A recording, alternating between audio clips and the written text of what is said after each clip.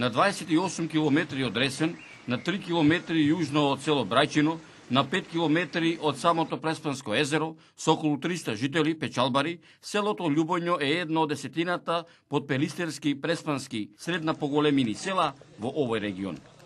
Наминавме и во ова населено место да го видиме во одблизу со Севењето.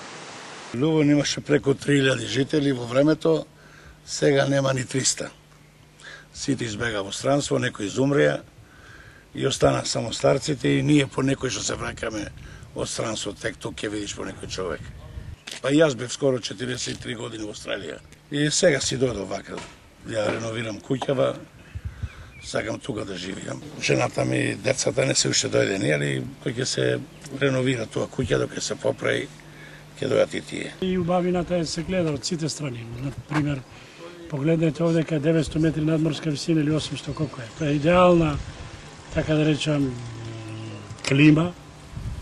Убаво се спие, убаво се како да речам, убаво се спие, убаво се осеќаш, веднаш го менуваш ликот. Љубојно било од секогаш печалбарско село.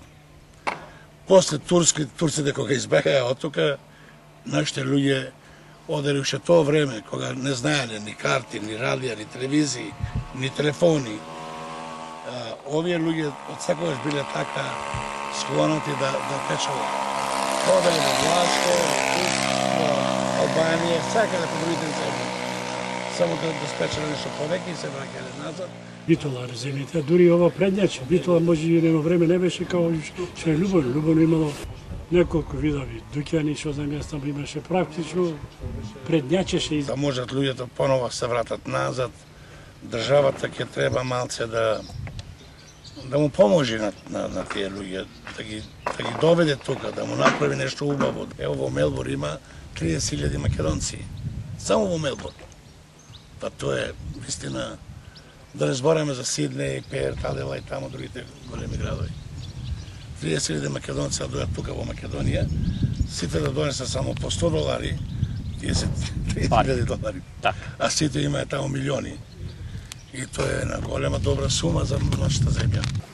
Никош не е доста ако се посмихне. Не е доста, не е никош доста. Не е никош доста.